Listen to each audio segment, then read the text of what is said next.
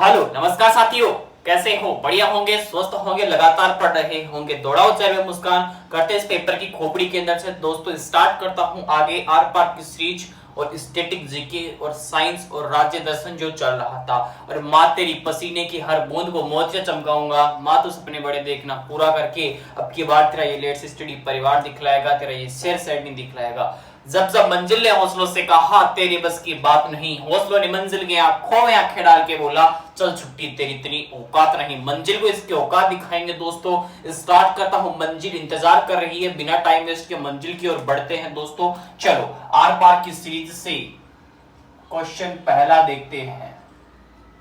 देखो भाई, आर पार की सीरीज से पहला क्वेश्चन ध्यान से सुनना। भारतीय पुनर्जागरण का जनक किसे कहा जाता है? सीधा पेपर में छपा हुआ क्वेश्चन है। भारतीय पुनर्जागरण का जनक किसे कहते हैं? सीधा पेपर में आया हुआ है। भारतीय पुनर्जागरण का जनक किसे कहते हैं? राजा राम मोहन राय को कहते हैं। अगर पेपर में पूछ ले राजा की उपाधि राजा राम मोहन राय को किसने दी? अकबर सेकंड ने दी। उपाधि भी लिख लेना। भारतीय पुनर्जागरण का जनक किसे कहते हैं? राजा राम मोहन राय को। अगर पूछे राजा की उपाधि किसने दी? अकबर सेकंड ने दी। किसने दी? अकबर सेकंड ने उपाधि दी। किसकी? राजा की उपाधि दी। किसको दी? राजा राम मोहन राय को। इसे क्या कहते हैं? भारतीय पुनर्जागरण का जनक कहते हैं। सीधा पेपर में आया हुआ है, जो भी RAS के पेपर में। आगे चलते हैं। स्थायी बंदोबस्त व्यवस्था किसने प्रारंभ की? सीधा पेपर में आया हुआ है। ये भी क्या क्वेश्चन आया हुआ है? स्थायी बंदोबस्त व्यवस्था किसने प्रारंभ की? कॉर्नवालिस ने की। किसने स्टार्ट की? कॉर्नवालिस ने स्टार्ट की। सीधा पेपर में छपेगा। अगला क्वेश्चन, सूर्य किरण का आयोजन किन दो देशों के मध्य व कहां होता है? क्वेश्चन को ध्यान से पढ़ना है। पहले तो सूर्य किरण की बात कर रहा है। किसकी बात कर रहा है? सूर्य किरण एक्सरसाइज की बात कर रहा है। इसका आयोजन कहां होता है? किन किन देशों के मध्य होता है, वह कहां होता है? सीधी सी बात है, यानी कि किन देशों के मध्य और कहां होता है, सीधी सी परिभाषा है। देखो, सूर्य किरण भारत वर्सेस नेपाल के बीच होता है। किसके बीच होता है? भारत वर्सेस नेपाल के बीच में सूर्य किरण एक्सरसाइज का आयोजन होता है।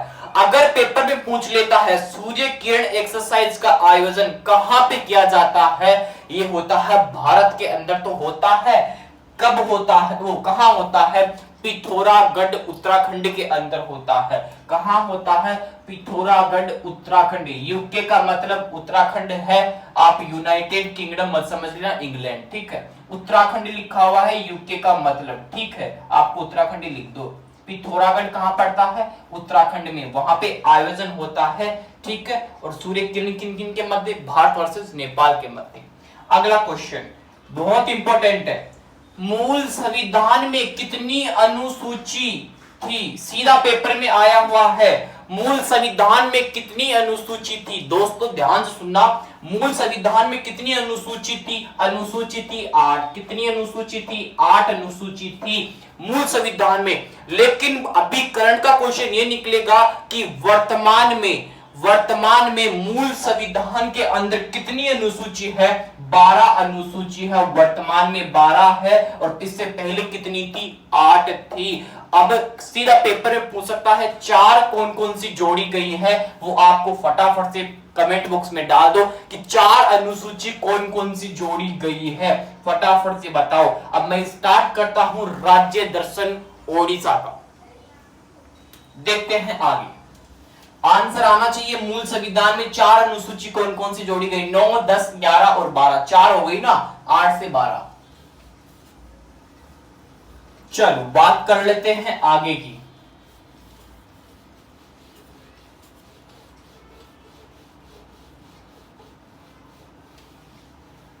चलो राज्य दर्शन की बात करते हैं।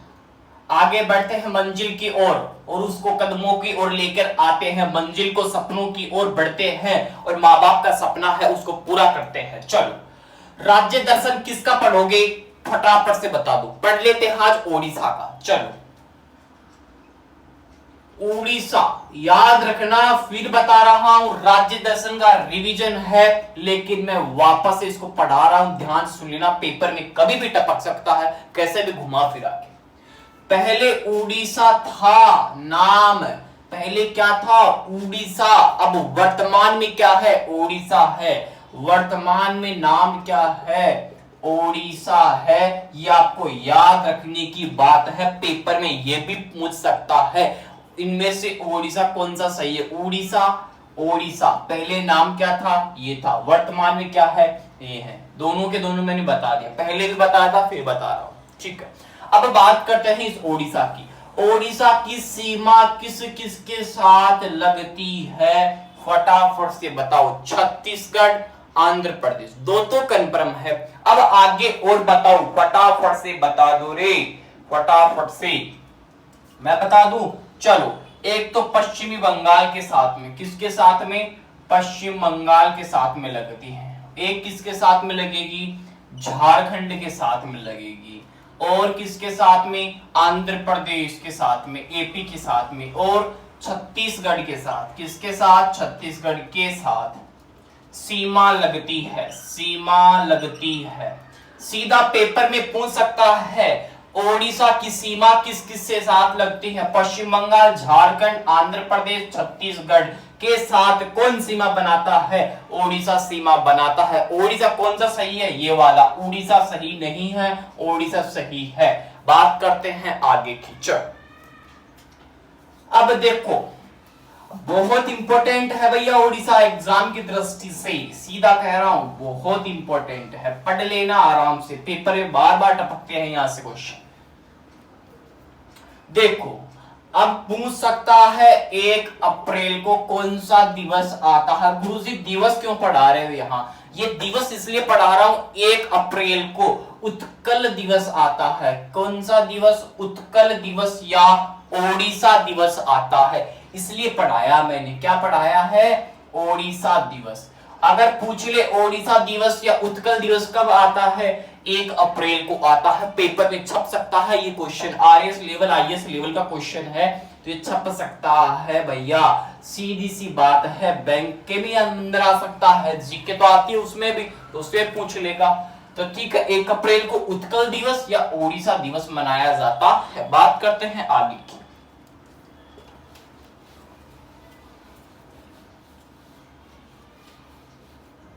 चलो भाई साहब, अब बात करते हैं ओडिशा की राज्य व्यवस्था की। किसकी बात करते हैं, ओडिशा की राज्य व्यवस्था की बात करते हैं।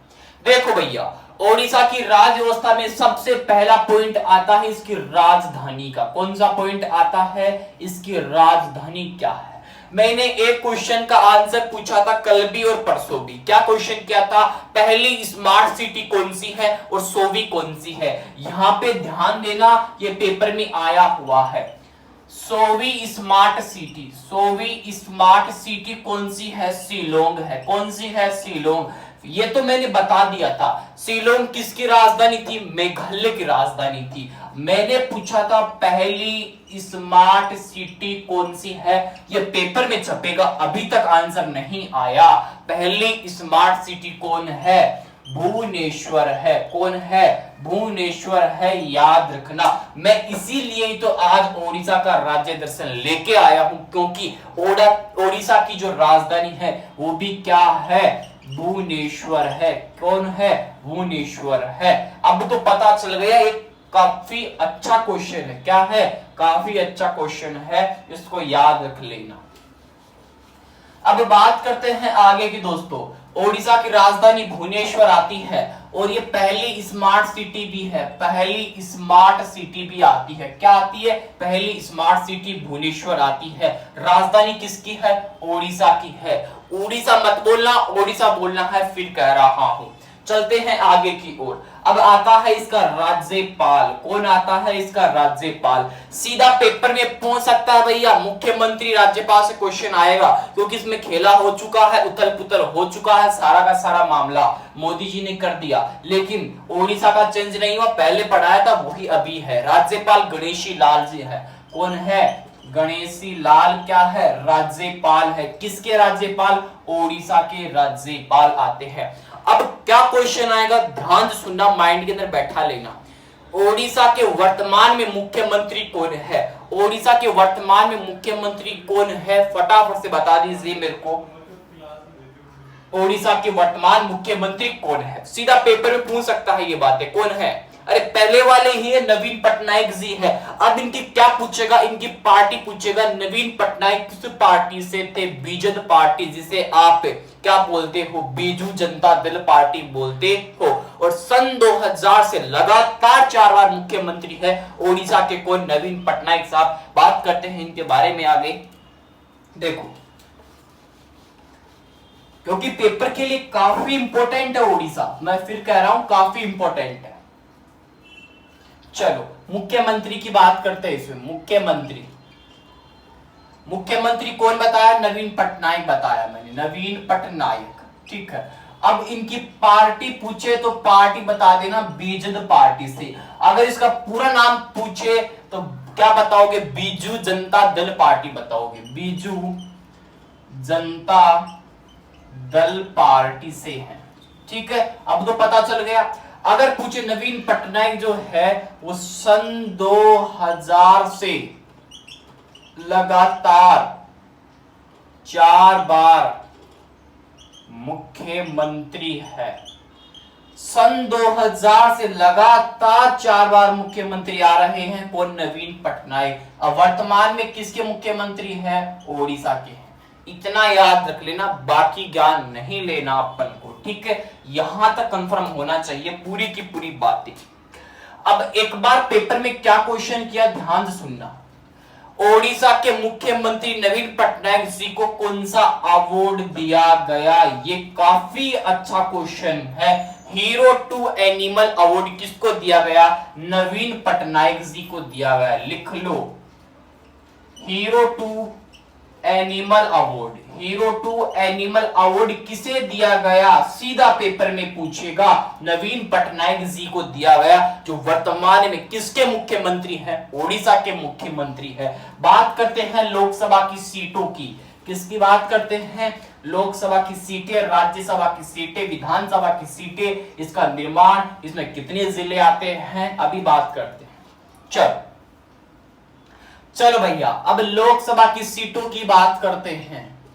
लोकसभा की सीटें वर्तमान में कितनी है, ओडिशा के अंदर कितनी है, 21 है। 21 लोकसभा की सीटें है, किसमें है, ओडिशा में आती है। अगर पूछे आपको राज्यसभा की सीटें कितनी है, सीधी सी बात है, 11 कम कर दो 10 बच जाएगा। कितनी है, वर्तमान में 10 राज्यसभा की सीटें हैं। अगर पेपर में पूछता है विधानसभा की सीटें किसमें, ओडिशा में 147 है, कितनी है, 147 सीटें हैं विधानसभा की। यहां तक कंफर्म कर लेना, मैं फिर कह रहा हूं पेपर में पूछ सकता है कि ओडिशा में किसकी विधानसभा की सीटें कितनी आती है, याद रख लेना 147 आती है। राज्यसभा की पूछे तो 10 आती है, लोकसभा की सीटें पूछे 21 है, किसमें है, ओडिशा राज्य के अंदर आती है।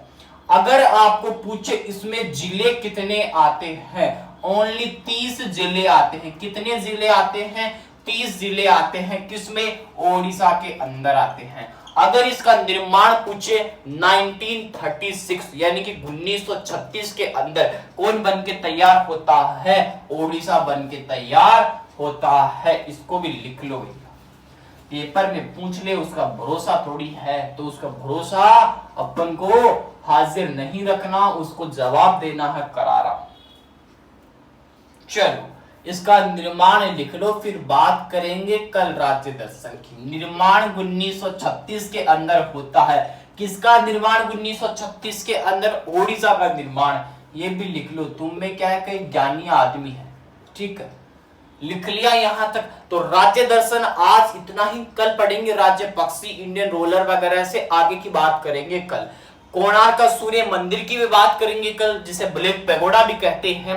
अभी फिलहाल बात करता हूं जो स्टैटिक का छोटा सा पार्ट है आज का, वो है नीति आयोग। क्या है नीति आयोग, जिसे आप हलवा सीरीज के नाम से कहते हो। चलते हैं हलवा सीरीज की ओर।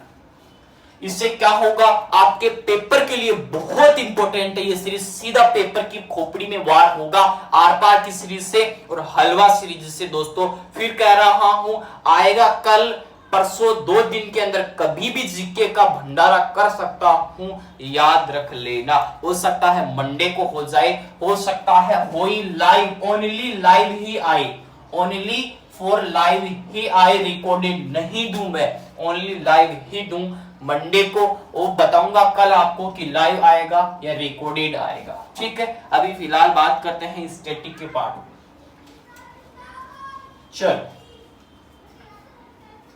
अभी बात कर लेते हैं हलवा सीरीज से।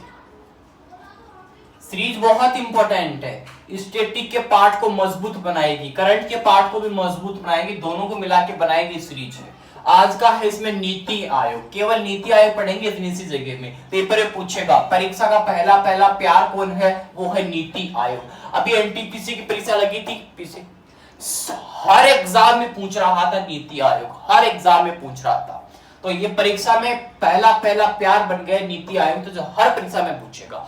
अगर पूछता है नीति आयोग की स्थापना कब होती है, 1 जनवरी 2015 में नीति आयोग की स्थापना होती है। कब होती है, 1 जनवरी सन 2015 के अंदर नीति आयोग की स्थापना होती है। अगर वर्तमान में पूछे कि नीति आयोग के सीईओ कौन है, ये भी क्वेश्चन इंपॉर्टेंट है। वर्तमान में नीति आयोग के सीईओ कौन है, अमिताभ कांत। कौन है, अमिताभ कांत वर्तमान में सीईओ है किसके, नीति आयोग के। अगर यहां से क्वेश्चन ये ना निकल के ये निकल जाए, नीति आयोग के वर्तमान में अध्यक्ष कौन है, नरेंद्र मोदी जी है, पीएम प्रधानमंत्री होता है। नीति आयोग का अध्यक्ष कौन होता है, प्रधानमंत्री। पैन टपक चुका है और ये क्वेश्चन परीक्षा में टपकेगा। पटवारी का पेपर आ रहा है, उसमें देख लेना इस नीति आयोग को। जेवीएनएल का पेपर आ रहा है, उसको कंफर्म नहीं है, जेवीएनएल का हो भी सकता है और नहीं भी हो सकता, लेकिन पटवारी का कंफर्म है। और इस क्वेश्चन को छपा हुआ देख लेना नीति आयोग को। मैं मार्कर उठा लेता हूं। चलो नीति आयोग प्रधानमंत्री, ठीक है, प्रधानमंत्री होता है। वर्तमान में कौन है, नरेंद्र मोदी है। कौन है, नरेंद्र मोदी है। यहां तक उतारो, फिर बात करते हैं इसके उपाध्यक्ष की। उपाध्यक्ष वर्तमान में नीति आयोग के उपाध्यक्ष कौन है, फटाफट से बताओ रे भाई, कौन है, देखिए बता दो। सीईओ तो अमिताभ कांत, अध्यक्ष नरेंद्र मोदी जी, उपाध्यक्ष एक बच गया, राजीव भैया, राजीव कुमार। कौन है, राजीव कुमार है, ठीक है भैया। उपाध्यक्ष राजीव कुमार। नीति आयोग की स्थापना 1 जनवरी 2015 में, प्रधानमंत्री इसके अध्यक्ष होते हैं, उपाध्यक्ष सीईओ अमिताभ कांत। अब क्या चीज पूछता है एग्जाम वाला, अभी ये चीजें तो पूछेगा ही पूछेगा। अब इनसे भी इंपॉर्टेंट क्या चीज है कि नीति आयोग किसके ऊपर काम करता है, ये क्वेश्चन तो आरएस लेवल का क्वेश्चन है और पूछेगा नीति आयोग किसके ऊपर कार्य करता है, सहकारी संघवाद के ऊपर कार्य करता है नीति आयोग। बहुत गजब का क्वेश्चन है, सहकारी संघवाद के ऊपर कार्य करता है, कौन करता है, सहकारी संघवाद के ऊपर कार्य ये नीति आयोग करता है। और सीधा पेपर के अंदर छपा हुआ मिल जाएगा आपको, मेरी गारंटी है। और माँ बाप का सपना है ना, अगर नौकरी पालो, और माँ बाप का सपना इतना है, मेरे बेटा मेरी बेटी जो भी पढ़ रहा है वर्तमान में नौकरी लग जाए, इसको सरकारी नौकरी देखना चाहता हूँ, तो मेरी गारंटी है इसको छाप लेना, अपनी कलम से छापोगे, अपनी अंगुली से ऐसा बैठने से सुनने से काम नहीं चलेगा। अपनी तकदीर तो अपनी अंगुली से, अपने हाथ से, अपने पेन से ही लिखनी होगी भैया। तो सहकारी संघवाद जो है वो इसके ऊपर कौन कार्य करता है, नीति आयोग कार्य करता है। 1 जनवरी 2015 को इसकी स्थापना होती है। राजीव कुमार इसके वर्तमान में उपाध्यक्ष आते हैं, प्रधानमंत्री इसके अध्यक्ष और सीईओ कौन है, अमिताभ कांत। नीति आयोग से इससे बाहर कोई भी क्वेश्चन नहीं निकलेगा। अगर निकल भी जाए तो मैं यहीं बैठा हूं, बना ही नहीं इससे बाहर क्वेश्चन, तो निकलेगा कहां से। यह क्वेश्चन निकल सकता था जो मेरी माइंड में अचानक आया, मैंने बताया सहकारी संघवाद के ऊपर कार्य करता है नीति आयोग। अब बात करते हैं अपन साइंस की श्रृंखला की ओर। चलो साइंस की ओर बढ़ते हैं। ब्लड वाले टॉपिक अपना रेगुलर चल रहा था, उसको आगे की ओर बढ़ाते हैं।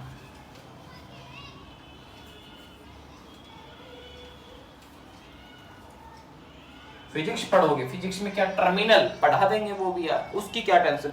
फिजिक्स में स्टार्ट कर दूंगा थोड़ी पटवारी के बाद में। आपको एक चीज याद रख लेना, मैं भी खुद भी सोच रखा था जो अपनी फिजिक्स है, जो फिजिक्स है वो आपको कंपटीशन लेवल की पढ़ाऊंगा, मैं 12th 11th लेवल की नहीं पढ़ा सकता। वो तो आपको या तो ऑनलाइन कोर्स परचेज कर लो, वहां से पढ़ लो, लेकिन कंपटीशन में जो फिजिक्स आती है वो आपकी कंफर्म करवा दूंगा। जैसे बायोलॉजी करवाई वैसे आपकी फिजिक्स करवा दूंगा।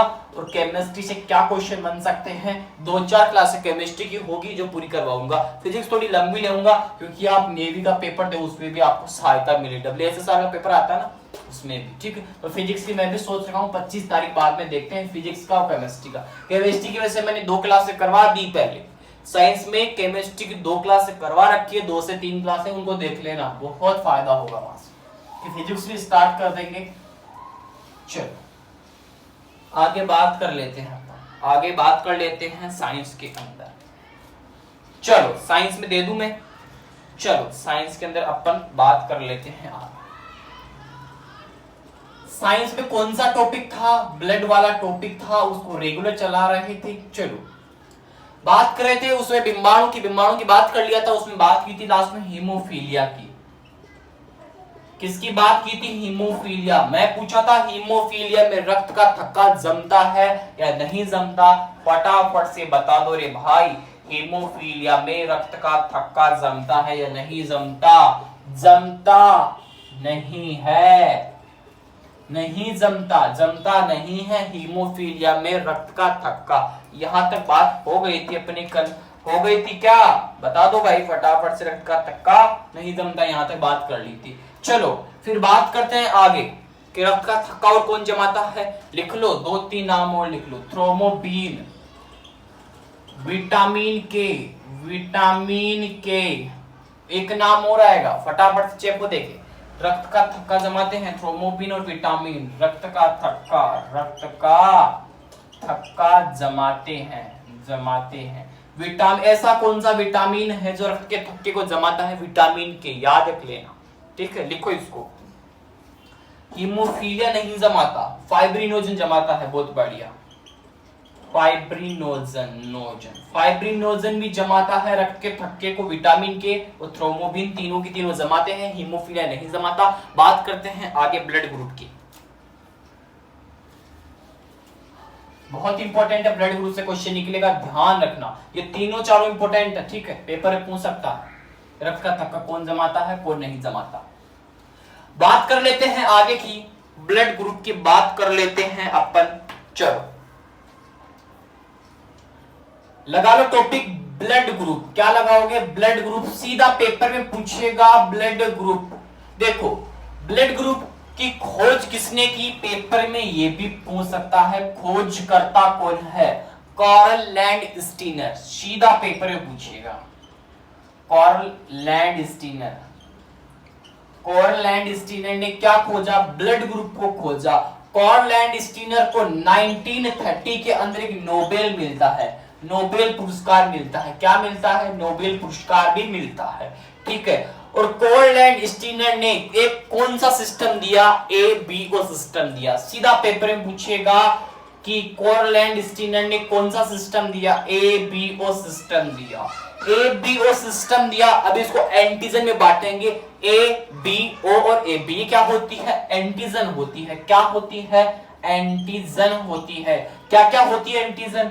A होगी, B होगी, A एंड B होगी और O होगी। अब कोई पूछेगा जिसमें दोनों एंटीजन हो वो क्या होगा? लिख लो इसको आगे, जिसमें दोनों एंटीजन हो क्या होगा?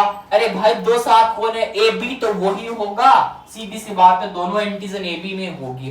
कोई भी एंटीजन नहीं जिसको आप 0 बोलते हो, इसकी अपन को यहाँ O लिखा तो उसको समझ जाओ ना, कहां है दिक्कत। दोनों एंटीजन किसमें होगी? AB में होगी।